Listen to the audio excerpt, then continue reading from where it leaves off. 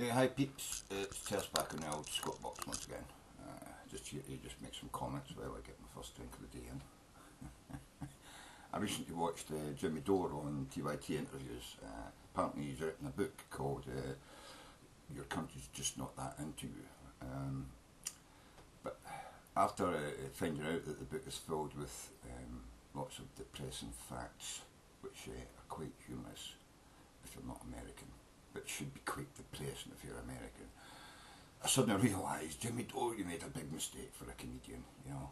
The laughs on you, all the media that you could have picked to put your views and your jokes out on, you picked printed press, whereas I think 80% of America can't read, you know, especially not English. You should have made it a cartoon, then everybody in America would have watched it, you know.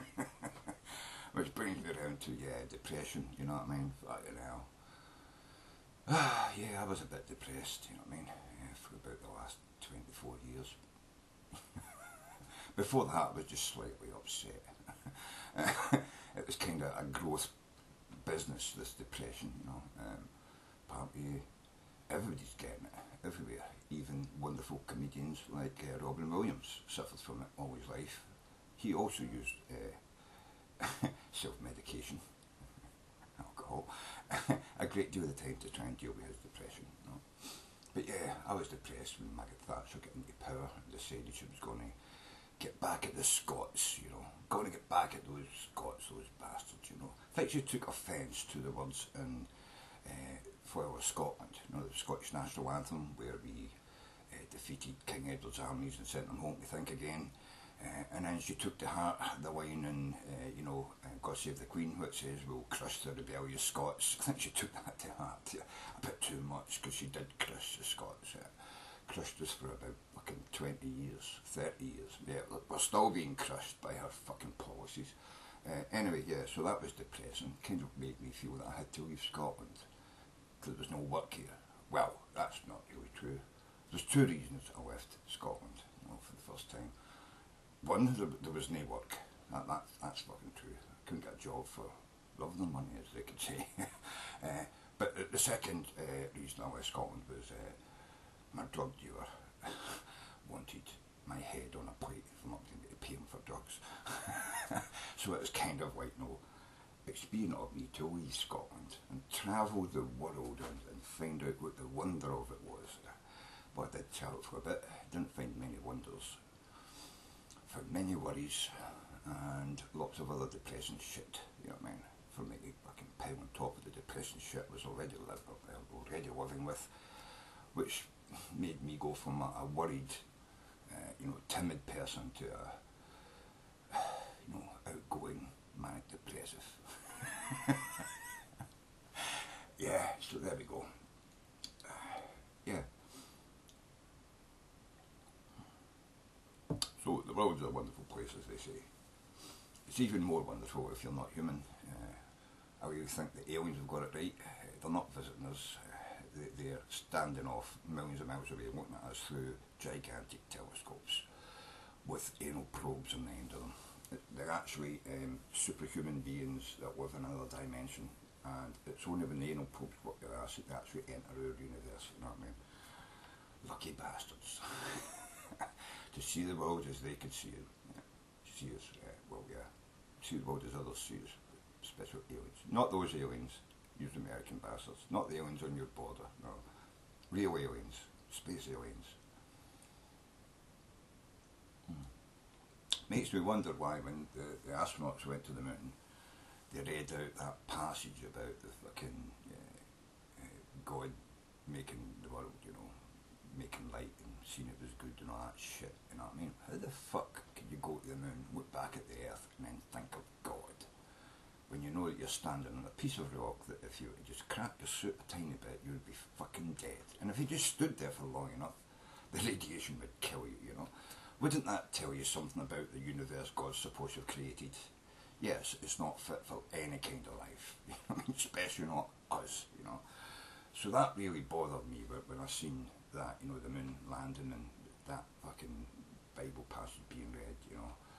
How the fuck could you go up there and still believe in a God, making a universe for man to live in when it's just unfit for us to live in. Most of the earth is unfit for us to live in, never mind the rest of the universe, you know. So what a fucked up creation that was, yeah. But anyway, getting on with it. Yeah. I loved Robin Williams ever since I first seen him in work, folk work, you know. That was fantastic. Mork and Mindy really cracked my guts, you know, laughing, loved them, you know. Nazbot and Nanu Nanu and stuff like that was incredibly funny for me when I was a kid, you know what I mean, in the 70s. And I liked a lot of his movies. I didn't like Mrs. Doubtfire, not that kind of humour. I don't like men dressing up as women just for jokes, you know. There's a reasonable, plausible reason for it, yeah, but you know, not for just for crank jokes.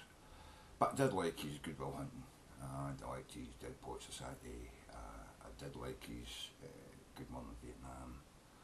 And he's been in lots of other stuff. I mean, I didn't really like his Popeye. I thought that was ridiculous as well. But, you know, we've all got our own view of life and stuff, and I'm sure he did. And he suffered from depression over many years. And self-medicated with alcohol and drugs. Pretty much what everybody that drinks and takes drugs does is self-medication. Otherwise, you really feel yourself completely just overpowered by the fucktardiness of the world, you know what I mean? The shit that life throws at you for no apparent reason, just because it can, and most of it's done by really, really rich people that have got nothing better to do with their lives than waste their money fucking your life up, you know. Well, cheers to them. I hope it fucking helped you out, you know what I mean? Making the world a prison, you know. People escape one country, which they see as a prison, to what they imagine is going to be a better country, and they find they haven't left the jail they're in, they've just moved cells, you know. And you never know who's going to be moved into that cell next to you, you know. And that's what fucks it all up, you know. Yeah.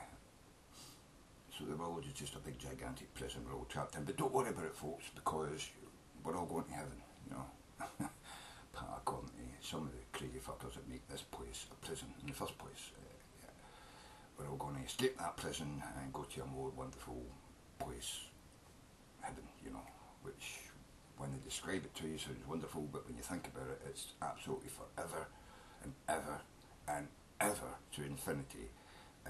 Worshipping some guy who spent most of the time we know him in the books of the Bible, murdering and cleansing the earth and murdering again, and you know, sounds like a brilliant guy that you want to spend eternity with. Yeah, fantastic, you know. Don't know whether I'd rather just live forever here on earth, man, and put up with the fucking shit that we put up down here, you know. Politicians, people would think that reading is a sin, you know, and science is a devil's work, and unless it comes down to them needing medical attention or want to send a photo of their junk to somebody on the internet, then suddenly technology is a wonderful fucking thing, you know what I mean? I mean, even Christians and the Taliban download porn, so they know that technology is good for something. But apparently it's to be crushed and destroyed as, you know, the evil West's devil worship, you know what I mean? But it's good for porn, so then they think, well, it's not. It's like reading the Bible books, you know. Oh, this passage is great, but that passage I don't have to read, you know. And it's like, science is terrible except for the bits that I like, you know what I mean? Like the porn and being able to upload my beheading videos, so that's great. Let's show people how evil I am, you know. It makes me feel like a big man, you know. But yeah, so I just thought I'd pop on my first drink of the morning and say something off the top of my head. Kind of done that now, so on you fucking back, motherfuckers. Have a nice life.